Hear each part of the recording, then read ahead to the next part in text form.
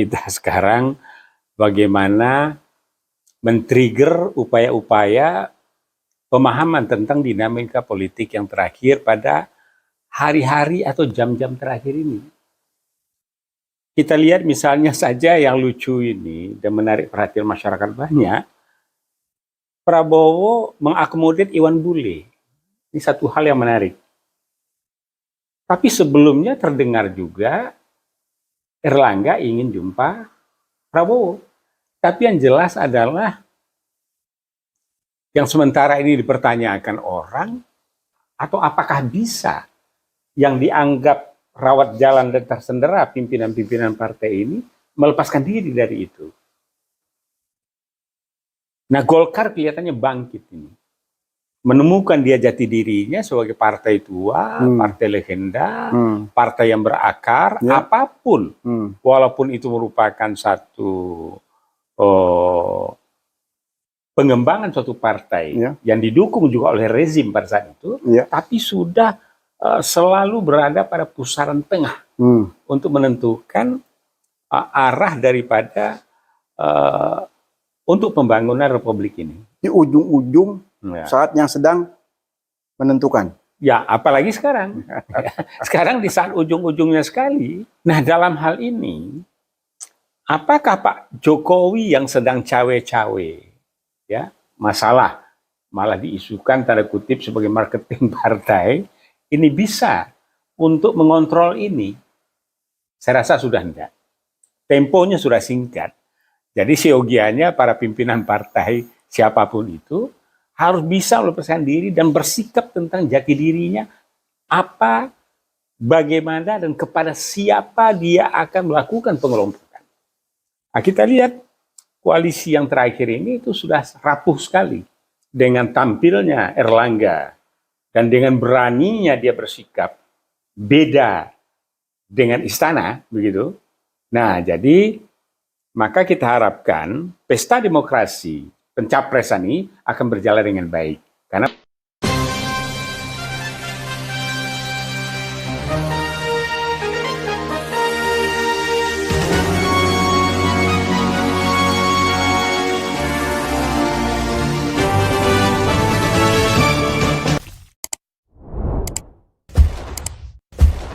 Assalamualaikum warahmatullahi wabarakatuh. Waalaikumsalam warahmatullahi wabarakatuh. Bisik-bisik politik. Ya. Lanjutan episode berikutnya masih tentang Pilpres 2024 yang penuh misteri.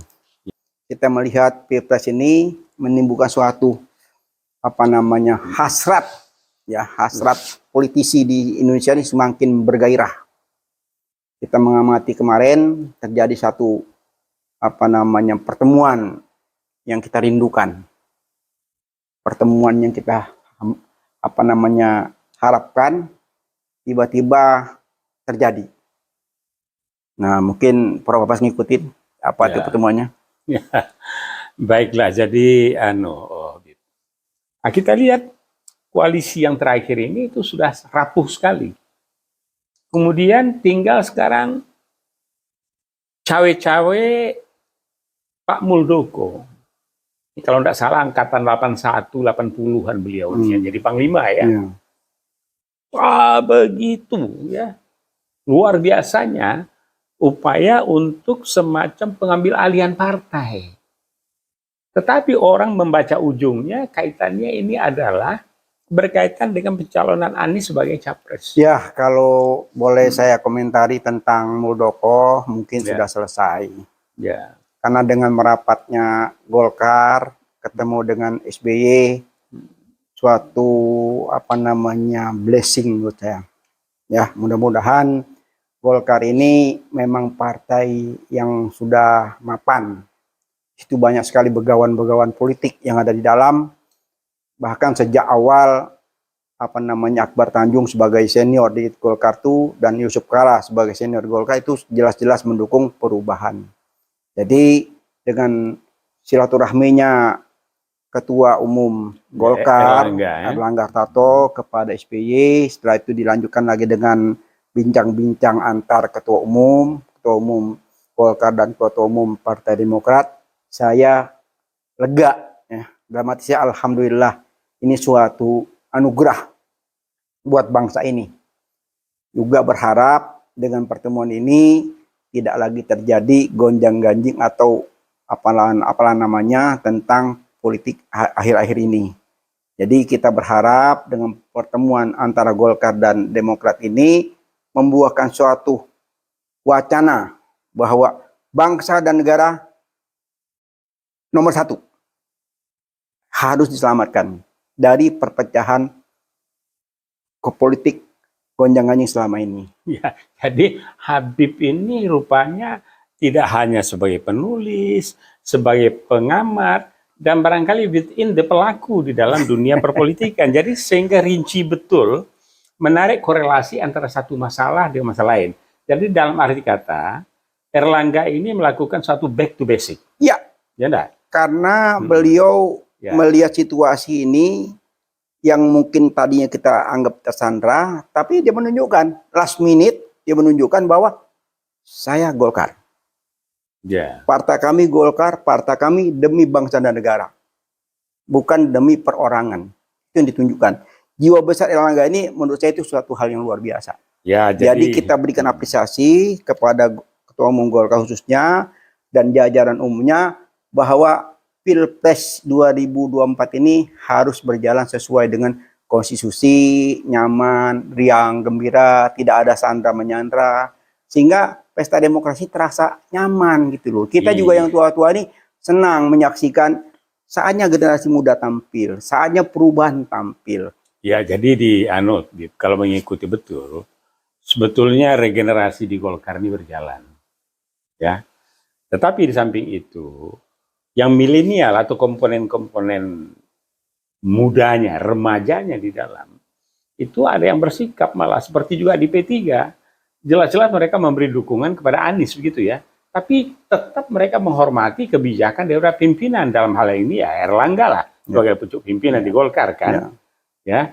Nah, seperti kita lihat juga tokoh-tokoh Golkar tuh mereka akademisi, mereka aktivis dari HMI, dari nasionalis, ya, dan juga dari yang maaf di tanda kutip kalau bahasa saya dari bagian kelompok Sul itu kumpul di sana semua. Nah, jadi mudah-mudahan dengan tampilnya Erlangga dan dengan beraninya dia bersikap beda dengan istana begitu. Nah, jadi maka kita harapkan pesta demokrasi pencapresan ini akan berjalan dengan baik. Karena paling tidak ada 3. Kalau lebih malah lebih bagus. So kami pun, ini maaf nih ya, saya kan orang sudah tahu sebagai salah satu personal yang ikut membangkitkan kembali ke Masyumi. Ya. Kami juga punya kader-kader untuk Wapres, untuk ini. Tapi kita ngertilah kondisi yang ada sekarang. Jadi dengan juga ketajaman, pengamatan, penglihatan, dan konklusi yang Habib sampaikan tadi, saya sependapat. Ya memang saya juga mencermati dari beberapa angle, dari sudut pendekatan sosial, pendekatan politik, pendekatan ekonomi, dan sebagainya. Memang sudah saatnya kembali ya Golkar ini dengan gaya-gaya, ini maaf tanda kutip, walaupun Pak Harto itu juga tentu ada catatan-catatan kekurangannya, tapi pada era beliau ya masih sempat bisa mengontrol oligarki, kecuali terakhir yang para oligar ini berkelompok itu melakukan perlawanan terhadap Pak Harto.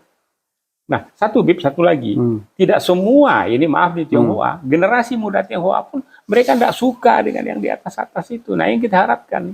Jadi, balik lagi tadi, pada jam-jam atau hari atau jam terakhir, ada perubahan yang sangat mendasar. Yaitu perubahan Golkar, saya harapkan back to the basic. Karena saya juga bagian dari Golkar dulu. Jadi tahu persis, tidak hanya itu. Pada saat sebelum kelahiran masih sekber Golkar dulu. Saya ikut meeting, itu masih remaja betul pada saat itu. Jadilah Golkar dengan seluruh kekuatannya. Begitu.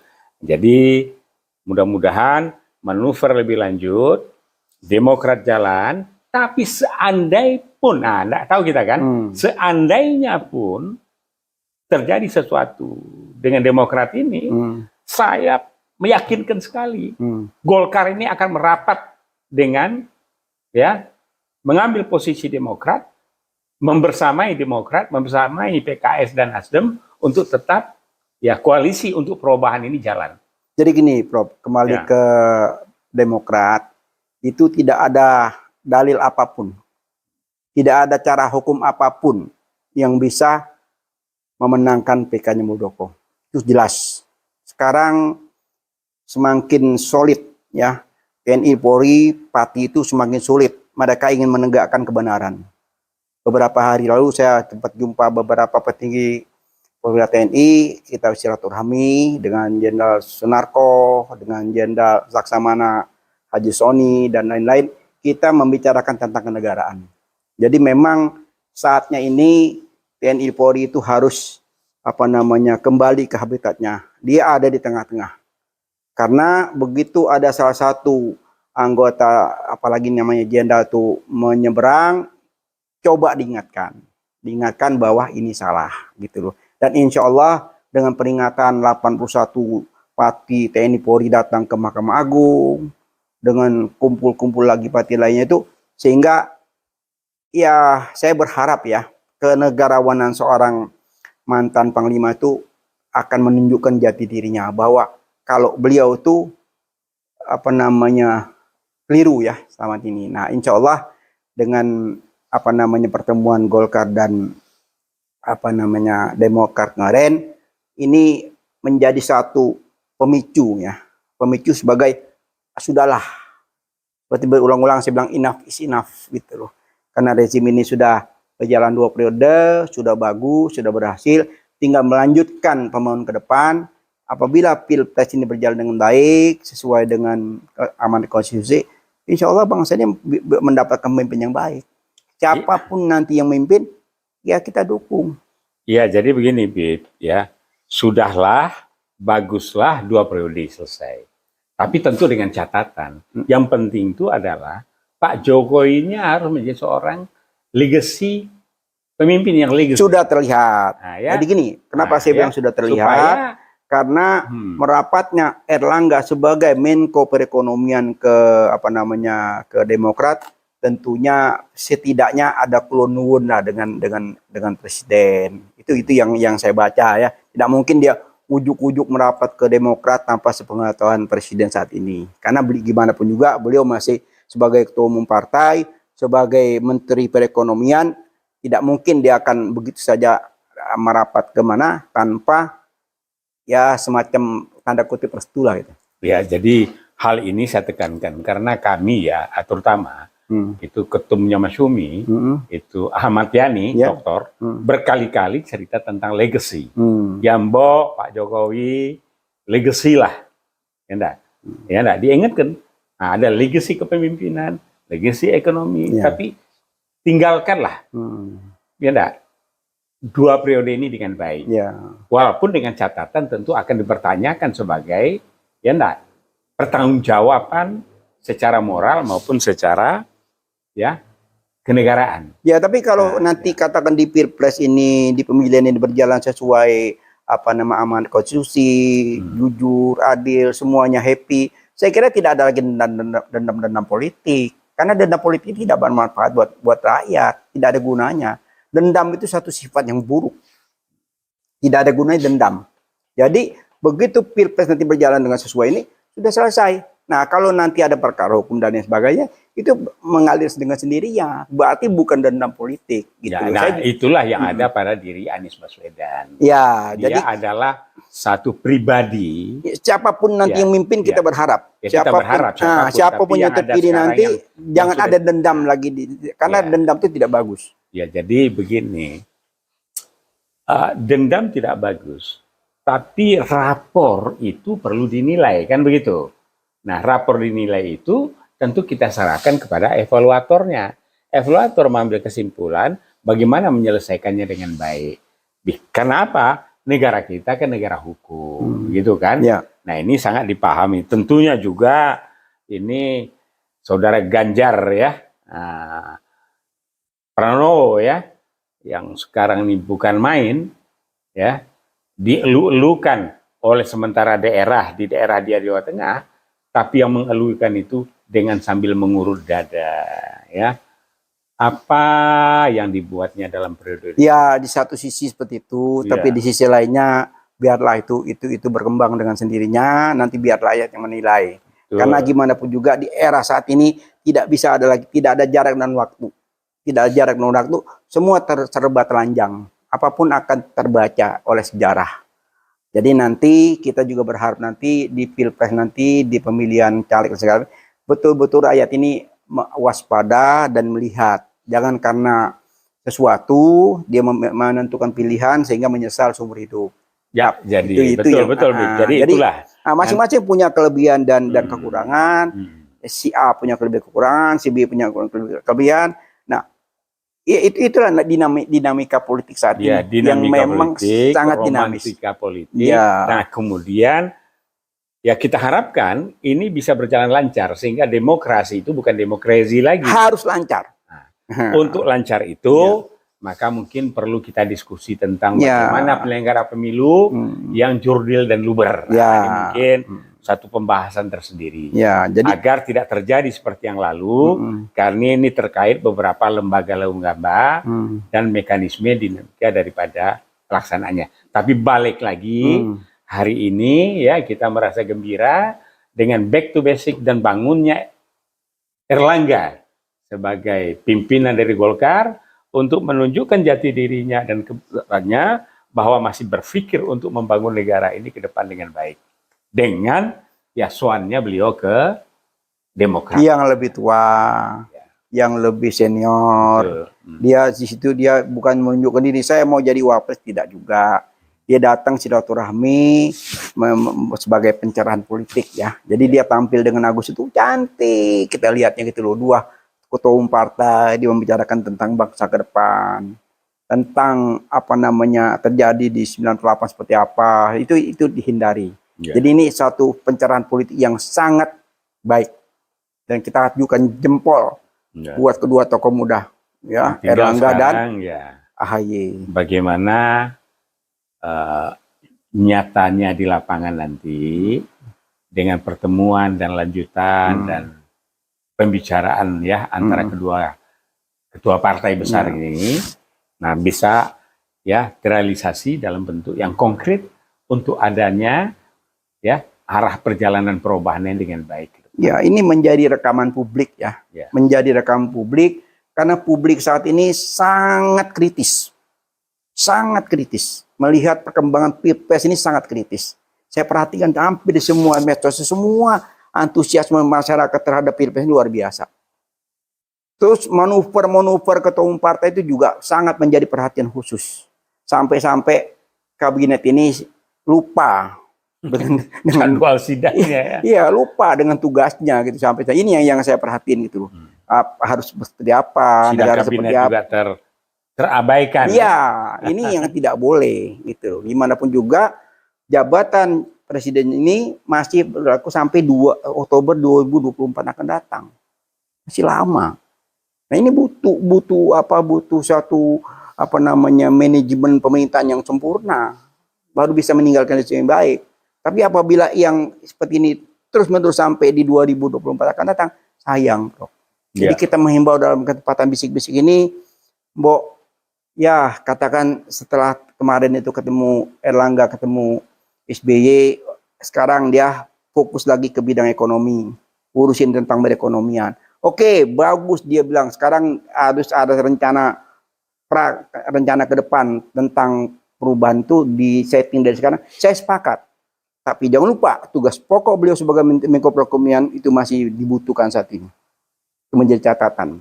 Sehingga kalau dia abai tentang perekonomian yang tinggal setahun ini, dampaknya luar biasa ke depan. Ya, karena memang ya beberapa hal ya dalam tumbuh berkembangnya bangsa Indonesia ini.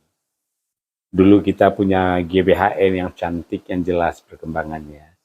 Kita punya rencana tata ruang. Kita punya rencana RUTR, Pak ya. Ya. Nah, kalau itu dijalankan dengan baik, kita tidak lagi mengimpor susu. Nah, itu yang disinggung oleh Erlangga kemarin. Ya. Jadi yang disinggung kemarin, persiapan untuk perubahan itu kita butuh. Ya. Kita butuh langkah ini sebelum Pilpres terjadi. Itu saya apresiasi luar biasa. Ya. Tapi kembali lagi jangan lupa bahwa beliau masih punya tugas. Ya, betul. Kita mengingatkan dia melakukan back to basic sebagai Golkar, Bagus. besarnya Golkar, oke. Tapi tugasnya sebagai menteri ya perekonomian, Menko ya. Ya. Nah, jangan lupa sehingga kita melakukan kajian negara lain yang membuat, kemudian kita import, trading toh. Nah, inilah perilaku-perilaku daripada oligarki ini. Ya, juga menteri lainnya, bukan hanya Erlangga. Banyak menteri-menteri lainnya sampai sekarang masih sibuk ngurusin dirinya. Itu kita jadi, prihatin. Harusnya dia tidak bisa fokus hanya misalnya Pilpres dan Pileg. Dia harus memikirkan juga sebagai tugas sebagai menteri, dia harus sadar itu bahwa itu kewajiban yang memang tidak bisa diabaikan. Ya, Itu LSDP sangat mengkritisi hal itu karena tidak baik apabila sudah terlambat. Kita mengingatkan, semuanya kan teman, semuanya teman seperjuangan. Kita mengingatkan bahwa ini loh yang terbaik ini. Oke, ini jalan terus. Tapi ya tadi dapur ini istilahnya dapur di istana ini harus sempurna. Ya gitu. Karena begini. Kalau kita lalai dan mengabaikan tugas-tugas itu, maka ketahanan energi, ketahanan pangan, ketahanan pertahanan dan keamanan kita akan longgar sekali. Nah, ngomong pertahanan sama juga halnya dengan Prabowo. Sekarang Menteri Pertahanan itu dia sibuk dengan urusan Pilpres. Saya juga menyayangkan bahwa khawatir yang dikandung kececeran, yang dikejar nggak dapat gitu loh. Kan gitu kan, Prof? Iya. Jadi yang dikandung ini kan dia sebagai Menteri Pertahanan kan butuh kita nih situasi global seperti ini, ada pergolakan di luar, di mana-mana dia juga harus fokus dengan kementeriannya, tugas pokoknya gitu loh. Kalau dia sampai abai tentang itu bahaya juga buat bangsa ini. Ya, jadi memang perubahan ini sesuatu yang tidak boleh harus terjadi siapapun presidennya. Ya. Nah, cuma sekarang kebetulan dan memang dirancang oleh Surya Paloh dengan doa dan himbauannya dan mohon ridho Allah agar calon yang dia pilihnya itu menjadi itu. Kalau kita lihat Surya Paloh luar biasa itu, dia melakukan suatu perlawanan, suatu sikap yang luar biasa yang dia lakukan. Padahal kaitannya dengan Anies itu hanya sebatas waktu masih ormas kan. Masih ada kaitan sedikit. Disitulah kenegarawan seorang Surya Paloh. Dia bisa melihat. Melihat dan dia membaca. Dan dia melihat ada kader-kader terbaik. Jadi sekarang ada kader-kader terbaik muda ya. Terbaik muda milenial yang memang dibutuhkan oleh bangsa ini. Itu loh, memang sangat cantik apabila yang muncul itu kader-kader muda semua. Sehingga ini kan sekian persen sudah generasi milenial semua yang ada pemilih nanti kan. Ya, jadi yang tua-tua jadilah penasehat, jadilah panutan, jadilah yang memberikan pencerahan ya. Tapi Jepang itu 90 tahun, 80 tahun masih memimpin dia. Tapi di kita ini hebat. Umur 34, umur 40 sudah memimpin negara, sudah merebut kemerdekaan. Nah, jadi sekarang pun yang tampil nih Erlangga ya, itu dengan tokoh-tokoh muda yang lain itu ya masih termasuk muda, baguslah. Sehingga perjalanan panjang lagi. Sehingga ya langkah kita menuju 2024, 2009, Senayan makin cerah dan berkibar demokrasi dengan baik, trias politika berjalan dengan benar, berdasarkan Pancasila ya. Ideologi negara Pancasila dan dasar negara, dan diwarnai dan di roh daripada preambul Undang-Undang 45 itu menjiwai kepada seluruh konstitusi itu dan kepada orang-orang yang menjadi pimpinan. Nah, itulah kita harapkan mudah-mudahan segera akan lebih terlihat nanti siapa yang akan bertarung lengkapnya pada pesta demokrasi Pilpres. Soal Pileg ini sudah mulai bergeseran terus. Sudah mulai ini mereka ini ya. Nah, tapi sekarang untuk Pilpres ini apa? Nah, yang menjadi lagi kan dua lagi tadi. Satu adalah mengenai bagaimana implementasi daripada pelaksanaan pemilu. Yaitu satu sisi. Sisi lain yang belum selesai adalah cawapresnya. Ini rame juga ini. Rame juga. Dan barangkali perlu kita dalami juga dari beberapa sisi ya. Misalnya begini, Mahfud ditanya Pak Mahfud. Ya enggak? Bagaimana Pak Mahfud dengan Pilpres ini? Oh, saya tidak mendukung Anies. Tapi sebaiknya Anies dapat tiket untuk jadi capres, kan begitu. Jadi ini membuat bingung orang semua nih. Enggak juga. Jadi dia menunjukkan bahwa dia negarawan. Nah, itu. Gitu. Ya. Dia harus seperti itu. Ya, di satu sisi dia tidak suka dengan Anies, tapi di sisi lain ya biarkan Anies berjalan. Ya. Why not? Kan Ya. gitu kan? Nah, itulah. Jadi, nah kemudian dikelompokkanlah dia sebagai cawapres sekarang. Dan itu sah-sah saja kan. Sah saja. Sah saja. Dan dia mumpuni untuk itu. Dan ya artinya jam terbangnya sejak dia ditunjuk oleh Gus Dur ya Iya. menjadi menteri sampai sekarang sudah berapa Iya. lama. Dan walaupun saya tetap berharap capres dan cawapres nanti itu semuanya generasi muda. Ya generasi tua sudah di atas 60, udah menjelang usia-usia senja itu ya lebih baik jadi penasehat, jadi pendukung, jadi tim ya atau kumpul di Watimpres lah memberikan pertimbangan. Jadi diberikan kesempatan regenerasi ini berjalan dengan baik dan sempurna. Ini memang perlu bimbingan. Gimana pun juga pemimpin muda itu perlu nasihat nanti. Tidak bisa kita lepaskan. Harus harus kita. Nah, kalau kita lihat sejarah perjuangan, maaf nih, sejarah perjuangan perkembangan Islam di dunia, kita lihat ada Khulafaur Rasyidin, ada ya Bani ya, Abbasiyah, ada Sultan Saljud ya, yang terakhir ada Utsmani. Semua itu dipandu dan dibimbing oleh penasehat. Siapa itu yang tua-tua? Siapa? Kalau di sana itu ulama. Nah, ini katakan ulama itu adalah cerdik pandai yang mempunyai akhlakul karimah, yang memberikan tuntunan, tapi yang memainkan itu generasi muda begitu. Nah, mudah-mudahan generasi muda kita ini tahu persis dia bahwa negara kesatuan Republik Indonesia adalah negara yang berketuhanan. Pancasila, tauhid intinya. Nah, kemudian lagi, itu tidak lepas dan tidak bisa dilepaskan dari dekret Presiden 5 Juli tahun 59. Ya. Nah, itu cukup sudah. Menurut saya bagi umat Islam sudah. Jadi jelas garisnya, jelas langkahnya, jelas tujuannya. Apa yang dilakukan, bagaimana melakukan, kenapa itu dilakukan, dan goals-nya apa. Nah, goals-nya jelas adalah ya, tegaknya NKRI, masyarakat sejahtera, keadilan terjaga, kemudian pasal 33 diamanatkan sebesar-besarnya dikuasai negara dan untuk rakyat banyak. Nah, maka hitung-hitungan para pakar ekonomi, kita itu tiap bulan bisa dapat 20 juta luar biasa. Ini kasarnya begitu. Dan insya Allah apa yang Prof sampaikan tadi menjadi kenyataan di 2024 akan datang. Dengan perubahan, dengan pemimpin muda, dengan pemimpin yang betul-betul dipilih oleh rakyat. Ya, bukan dikondisikan. Dipilih oleh rakyat, dari rakyat untuk rakyat.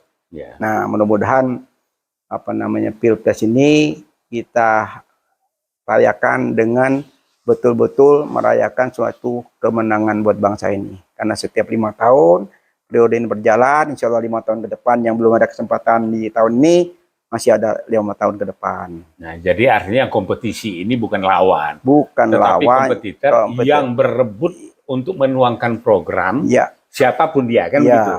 Nah, cuma satu catatan, asal jangan aroma-aroma komunis ini timbul di dalam. Insya Allah kalau aroma komunis sudah selesai lama, lama. Jadi itu kekhawatiran-kekhawatiran yang menurut saya juga masih dalam koridor ya. Jadi saya lebih fokus kita ke bagaimana Pilpres ini dengan sukses, dengan baik. Ya, apapun kekhawatiran itu kita perlu waspadai. Kita bisa kita diamkan.